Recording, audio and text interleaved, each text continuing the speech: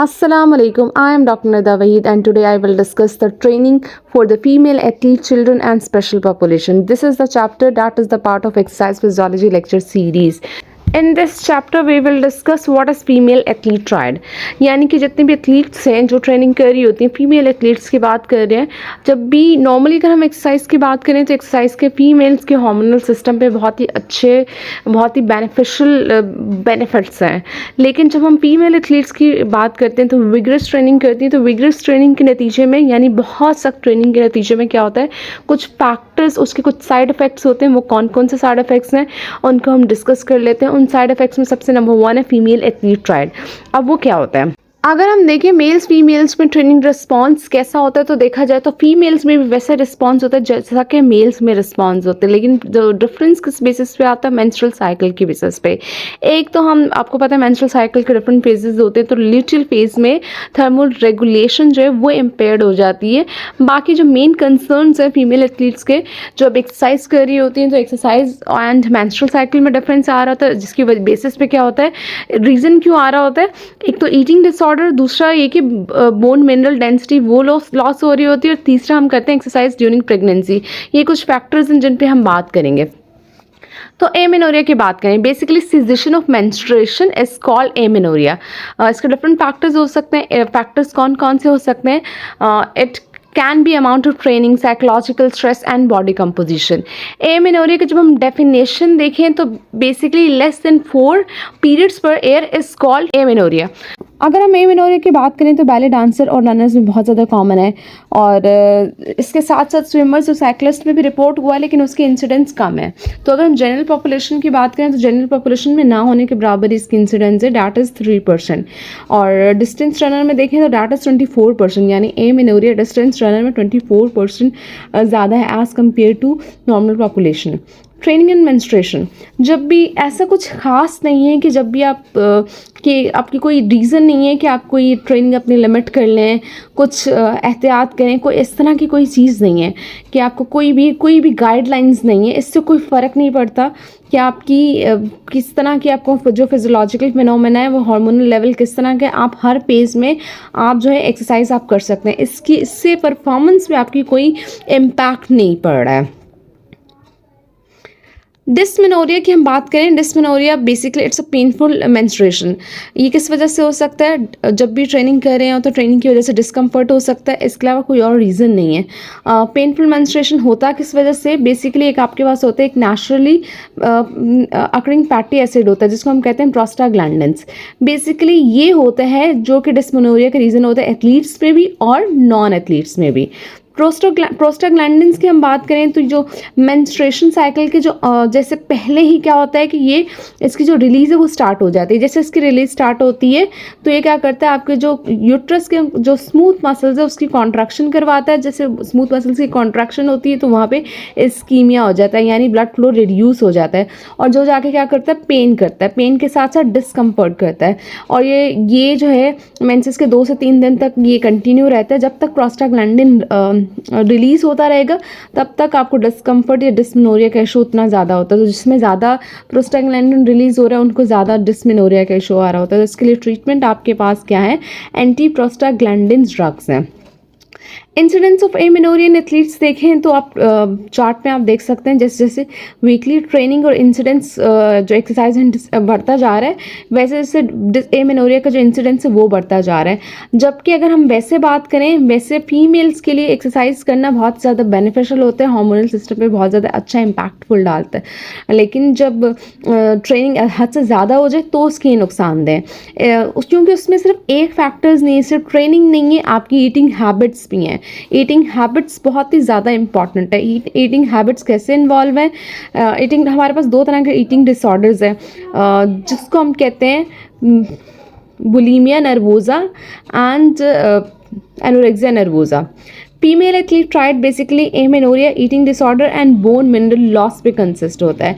Eating disorder किसी में भी हो सकते हैं, मेल फीमेल्स दोनों में हो सकते हैं. ऐसा नहीं कि सिर्फ मेल्स में होंगे या सिर्फ फीमेल्स में होंगे, तो दोनों में जो है इम्पैक्ट डालता है. इट डिपेंड्स ऑन के ईटिंग हैबिट्स किस तरह की हैं.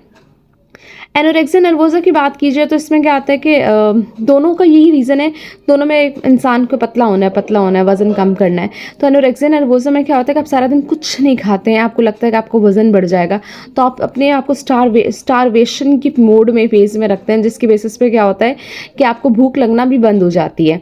आप वैसे मतलब ऐसा नहीं होता कि आप मोटे होते हैं, आप लीन ही हैं, लेकिन आपको लगता है आप खाएँगे तो आपको वज़न बढ़ जाएगा, तो आप इसलिए खाते नहीं हैं।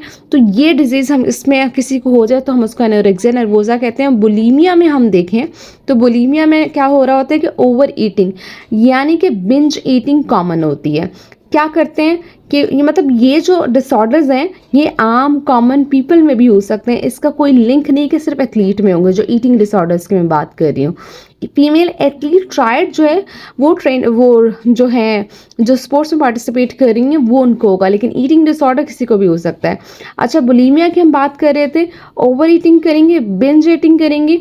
आज जब बिंज ईटिंग कर ली, खा लिया, उसके बाद एहसास होगा कि नहीं बहुत सारा खा लिया, अब क्या करें? अब क्या करेंगे? वोमिट करेंगे, जिसको हम कहते हैं पर्जिंग। अब उस खाने को बाहर निकालेंगे ताकि पतली रहें। एनोरेक्सिया नर्वोसा कि हमने बात की कि स्टारवेशन के फेज़ में चले जाते हैं। लोगों को लगता है कि हम मोटे हो रहे हैं, ऐसा होता नहीं है। आप लीन नहीं होते, लेकिन उनको लगता है मैं खाऊंगा और ज़्यादा मोटा हो जाऊंगा। फीमेल्स अपर मिडिल क्लास में बहुत ज़्यादा कॉमन है, यंग फीमेल्स में बहुत ज़्यादा कॉमन है ये। इसमें इसका जो रीज़न जो होता है कि आप वज़न कम करने के लिए बहुत ज़्यादा एक्सरसाइज कर रहे होते हैं, स्टारवेशन के फेज़ में जा रहे होते हैं, बहुत ज़्यादा लेग्जेटिव यूज़ कर रहे होते हैं। और इसके अलावा कौन कौन इसके रिस्क में है, तो हमने जो डिफरेंट स्टडीज से देखा है कि जो भी प्रोफेशनल लोग हैं ना, जो मीडिया से लिंक कर रहे होते हैं, जिनका जो है लिंक है मीडिया से सबसे ज़्यादा, ये प्रोफेशनल जिनकी रिक्वायरमेंट्स हैं कि अच्छा दिखना, जिनमें एथलीट्स हैं, जिमनास्टिक्स हैं, बेली डांसर्स हैं, फिगर स्केटिंग है, रनर है, मॉडल्स हैं, डांसर्स हैं, एक्टर्स हैं, वो ज़्यादा हाई रिस्क में, क्योंकि उनको अच्छा दिखना होता है, उनकी प्रोफेशनल रिक्वायरमेंट है। इसी वजह से वो क्या करते हैं कि अपने आप को वज़न कम करने के चक्कर में वो अपने आप को, उन्हें पता ही नहीं चलता कि वो कब ईटिंग डिसऑर्डर का शिकार हो जाते हैं। इसमें क्या होता है, रैपिड वेट लॉस हो रहा होता है, मूड स्विंग्स हो रहे होते हैं, कभी बहुत खुश होते हैं, कभी बहुत गुस्से में होते हैं, कभी चिड़चिड़े हो रहे होते हैं। और क्या करते हैं, जितने भी फूड रिलेटेड एक्टिविटीज़ है, जहाँ पे भी खाना होगा वहाँ से अवॉइड करेंगे, वहाँ नहीं जाएंगे। जहाँ पे बोला जाएंगे ना आप हेल्थ के लिए खा लें या कुछ भी वैसे भी, तो उन सब चीज़ों को अवॉइड करते हैं। एक्सरसाइज बहुत ज़्यादा करेंगे और खाने से पहले कैलकुलेट कर लेंगे कि इतना खाऊंगा तो इतना वज़न बढ़ जाएगा, इसको लूँगा तो इससे ये हो जाएगा, नहीं मैं नहीं खा रहा या मैं नहीं खा रही। ये बहुत सारे बैगी क्लॉथ्स पहनेंगे। बेसिकली ये वार्निंग साइंस है। अगर इस तरह के किसी में साइन आना स्टार्ट हो जाए और अगर ये कंडीशन 3 मंथ्स तक कंटिन्यू रहे तो एनोरेक्सिया नर्वोसा के बहुत सारे चांसेस हैं कि उनको हो जाता है। इसमें ऐसा भी होता है कि जब बहुत ज़्यादा वेट लॉस होता है, एमेनोरिया होता है, तो उसकी बेसिस पे जो है मेडिकल जो फिजियोलॉजिकल कंडीशन है वो बहुत ज़्यादा बॉडी ख़राब हो जाती है और इवन के पर्सन की डेथ भी हो सकती है। तो इसके लिए आपको प्रॉपर मेडिकल ट्रीटमेंट लेना चाहिए, जिसमें है फिजिशियन इन्वॉल्व है, साइकोलॉजिस्ट इन्वॉल्व है, न्यूट्रिशनिस्ट इन्वॉल्व है, जो कि आपको काउंसलिंग करेंगे, न्यूट्रिशनल गाइडेंस देंगे, साइकोलॉजिकल काउंसलिंग होगी, आपको बताया जाएगा डिटेल में कि क्या है, इसको कैसे कोप अप करना है। देन हम बात करते हैं बुलीमिया नर्वोसा की।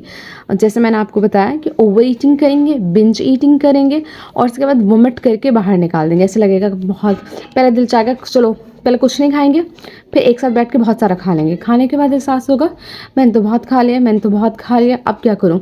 मुंह में उंगलियां डालेंगे, वोमिट कर देंगे, ये कोशिश करेंगे कि वोमिट करके उसको बाहर निकाल दें। तो अब क्या होता है कि और उसके बाद जो है फिर कुछ दिन तक कुछ नहीं खाएंगे, फिर एकदम से खाना खाएंगे या एकदम से खाना खाना स्टार्ट कर देंगे और फिर उसके बाद फिर लगेगा वज़न बढ़ रहा है, तो फिर क्या करेंगे, फिर खाना बंद कर देंगे। तो उसकी बेसिस पे क्या होता है कि उनको वज़न कम होने के बजाय वज़न बढ़ रहा होता है। क्योंकि वो अपने आप को पहले स्टारवेशन के मोड पे रखते हैं, फिर ओवर ईटिंग के मोड पे रखते हैं, तो बॉडी को समझ ही नहीं आता कि क्या करना है। इस तरह के जितने भी मरीज़ हैं उनमें वोमिटिंग की वजह से जो स्टमक एसिड्स होते हैं वो बहुत ज़्यादा रिलीज़ हो रहे होते हैं, तो आपके जो एसोफेगस है और टूथ पे भी डैमेज कर सकता है। अब ये बुलीमिया किस में कॉमन होता है? फीमेल एथलीट्स में बहुत ज़्यादा कॉमन है और साइकोलॉजिकल इशू है, सिर्फ ईटिंग डिसऑर्डर नहीं है, ये साइकोलॉजिकल इशू है और उसके लिए प्रोफेशनल ट्रीटमेंट चाहिए, प्रोफेशनल काउंसलिंग चाहिए। ऐसा नहीं है कि मैं खुद घर पे बैठ के अपने आप को समझा लूँगी या कोई और मुझे गाइड कर देगा। प्रोफेशनल ट्रीटमेंट जहाँ चाहिए होते हैं वहाँ प्रोफेशनल से ही आप डील किया करें। तो बुलीमिक्स को अगर देखें तो वो नॉर्मल दिख रहे होते हैं, उनका वेट भी नॉर्मल होता है, और लेकिन कभी कभी आपको उनका एब्डोमेन प्रोट्रूड होगा, जिसकी वजह ये होगी कि बिंज ईटिंग की बेसिस पे 20% फीमेल्स यूएस में 13 से 23 की एज में उनको ईटिंग डिसऑर्डर्स हैं। साइन की हम बात करें तो वेट लॉस है, डिप्रेसिव मूड है, स्ट्रिक्ट डाइट कर रहे होते हैं, फिर उसके बाद बिंज ईटिंग स्टार्ट कर देते हैं, फिर स्ट्रिक्ट डाइट करते हैं, फिर बिंज ईटिंग स्टार्ट कर देते हैं, इसी तरह स्ट्रिक्ट डाइट करते हैं तो स्ट्रिक्ट एक्सरसाइज करते हैं, बहुत ज़्यादा वेट्स लेके बहुत ज़्यादा कंसर्न होते हैं, बहुत ही ज़्यादा कंसर्न होता है, और इसकी बेसिस पर क्या करते हैं, दूसरों को भी क्रिटिसिज्म करना शुरू कर देते हैं, दूसरों को वेट्स के ऊपर, हर चीज़ के ऊपर। तो ये कुछ साइंस हैं। तो 50% जो फीमेल्स एथलीट्स की हम बात कर रहे हैं वो एक्सपीरियंस कर रही होती हैं ईटिंग डिसऑर्डर्स से। तो ईटिंग डिसऑर्डर्स जो हैं रनर्स में ज़्यादा हैं, स्विमर्स में, diving, figure skating, gymnastic, body builders, ballet dancer में बहुत ज़्यादा कॉमन होते हैं।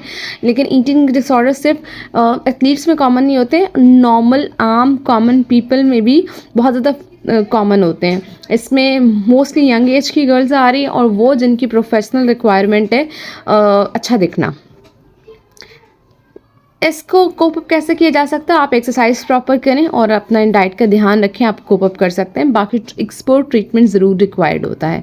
Osteoporosis, as the name shows, pores हो जाते हैं ऑस्टियो यानी बोन्स के अंदर, बोन्स के अंदर बहुत सारे पोर्स हो जाते हैं। क्यों होते हैं? क्योंकि बोन का मिनरल कंटेंट वो है वो लॉस हो जाता है। उसका क्यों लॉस होता है?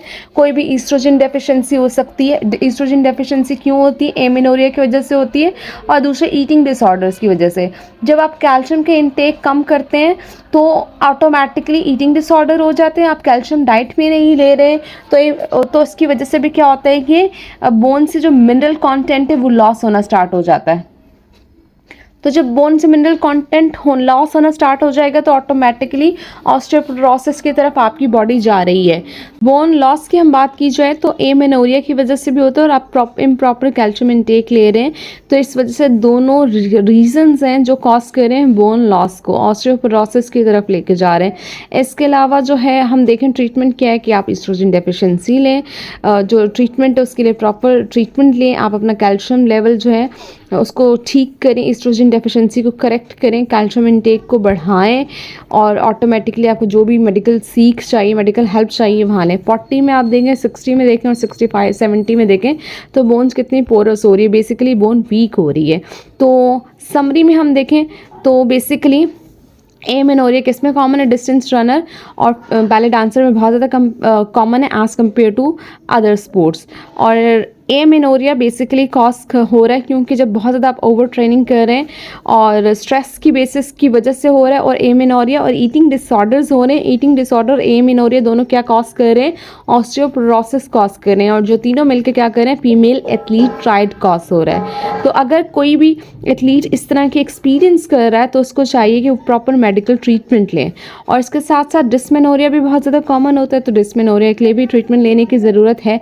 और अगर ईटिंग डिसऑर्डर होना स्टार्ट हो गए तो आपको चाहिए कि पहले ही, क्योंकि नॉर्मल लोगों में भी होते हैं, तो आपको चाहिए कि आप उसके लिए प्रॉपर ट्रीटमेंट लें। Risk of knee injuries in female athlete, female athlete में बहुत ज़्यादा कॉमन होती है नी इंजरीज़। क्यों होती है? क्योंकि फिजिकल एक्टिविटी के दौरान क्या होता है कि जब मस्कुलो टेंडनस इम्बैलेंस हो जाएगा तो इसकी बेसिस पे क्या हो सकता है कि नी इंजरी हो सकती है। उसके डिफरेंट रीजंस हो सकते हैं, बायोमैकेनिक्स ख़राब हो सकती है, लोअर लिम्ब में जो मसल्स हैं उनकी वीकनेस हो सकती है, कोऑर्डिनेशन या फटीग में डिफरेंस हो सकता है, या लिगामेंट या टेंडन की प्रॉपर्टीज़ में डिफरेंस हो सकता है। तो बहुत सारे रीज़न हैं, तो इसका कोई सिंपल एक रीज़न नहीं है। लेकिन एसीएल इंजरीज जो है फीमेल्स रनर्स में, एथलीट में 2 to 6 टाइम्स ज़्यादा कॉमन है as compare to male runners या मेल एथलीट।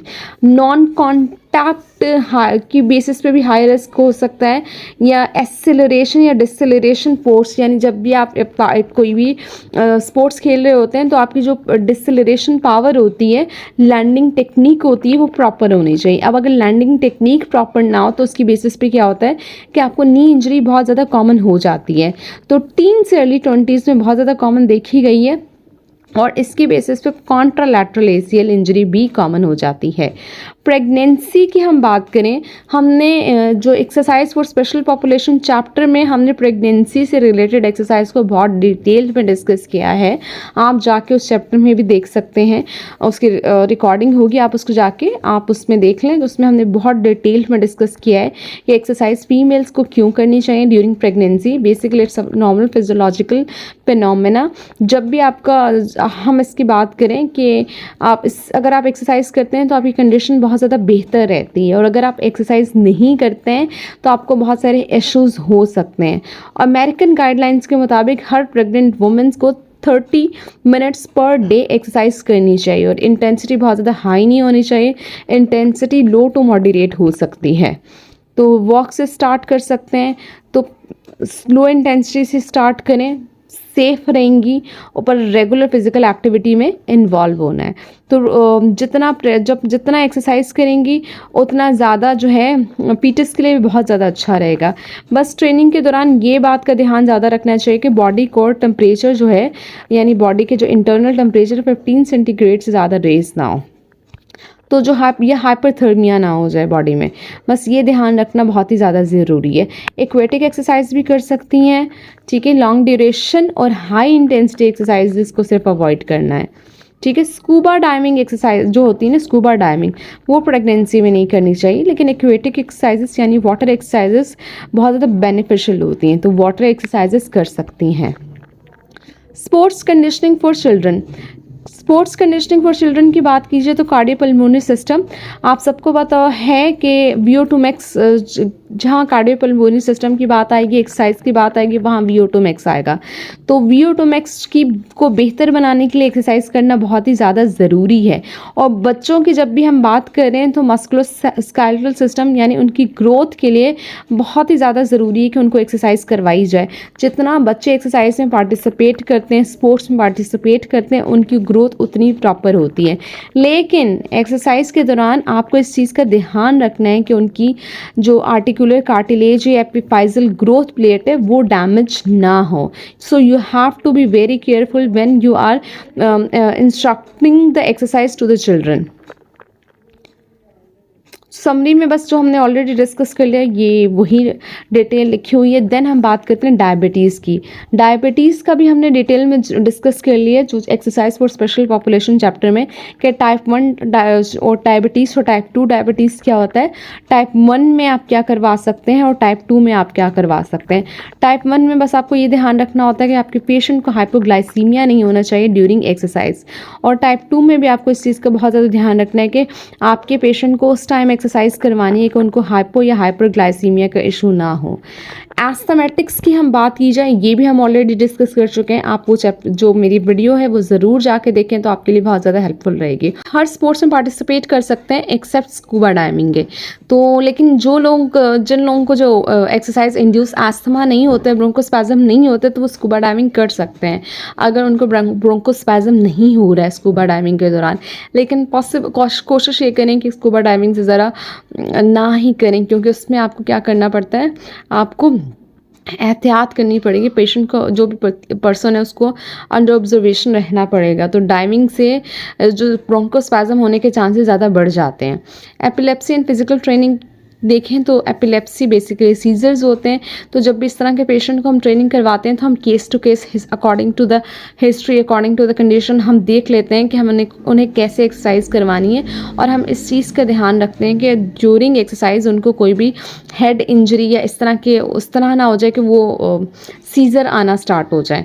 तो हमें सिर्फ ये ध्यान रखना पड़ता है कि पेशेंट टू पेशेंट वैरी कर रहा है कि उसको जो एपिलेप्सी के किस तरह की उसके टाइप है, और हमें बस ये ध्यान रखना है कि उनको जो है जो सीजर अटैक ना है। बाकी वो हर तरह की एक्टिविटीज़ में पार्टिसिपेट कर सकते हैं, इसमें कोई मसला नहीं। एजिंग एंड इंड्योरेंस परफॉर्मेंस की बात की जाए तो एजिंग जैसे जैसे आपकी उम्र बढ़ रही होती है, आपका मसल मास, मस्कुलर स्ट्रेंथ दोनों डिक्लाइन हो रहे होते हैं। इसके साथ साथ आपका VO2 मैक्स आपका डिक्लाइन हो रहा होता है। तो जितना, और VO2 मैक्स के साथ साथ आपका कार्डियक आउटपुट, एट्रोवेनस डिफरेंस क्या हो रहा होता है, डिक्रीज हो रहा होता है। तो अगर आप इंड्योरेंस एक्सरसाइजेस करते हैं तो आपका VO2 मैक्स अच्छा होगा, आपका कार्डियक आउटपुट अच्छा होगा, आपका एट्रोवेनस डिफरेंस अच्छा होगा, ऑटोमेटिकली आपकी मसल मास, मसल स्ट्रेंथ अच्छी होगी, आपका कार्डियोपल्मोनरी स्ट्रेंथ आपकी जो है वो इंक्रीज होगी। तो एज के साथ साथ एक्सरसाइज करना बहुत ही ज़्यादा अच्छा है। Training guidelines for master athletes. Master athlete हम उनको कहते हैं जो अबव 35 जो एथलीट होते हैं, जो बहुत ज़्यादा पार्टिसिपेट कर रहे होते हैं, नेशनल इंटरनेशनल लेवल पे कर चुके होते हैं और जो हाईली ट्रेंड पर्सनस हैं। 35 अबव जो है हम उनको कैटेगरी में लेते हैं मास्टर एथलीट्स की। अच्छा, मास्टर एथलीट्स कोई भी ट्रेनिंग प्रोग्राम में जब भी अप्लाई करें तो उन्हें ये चीज़ का ध्यान रखना चाहिए कि प्रॉपर जो है मेडिकल क्लियरेंस ले लें कि पहले वो मेडिकल बोर्ड से, और इसके अलावा जो है according to the master athlete आपको क्या करना है, जो भी ट्रेनिंग प्रोग्राम है उसको कस्टमाइज करवाना है according to the athlete needs, according to the age factor and training status. That's all about today's lecture. Basically, this is an overview of the lecture. If you have any question, any query, you can comment in the comment section. Your feedback is very important. You can give me feedback in the comment section. If you like my video, then please subscribe my channel. Thank you. Allah Hafiz.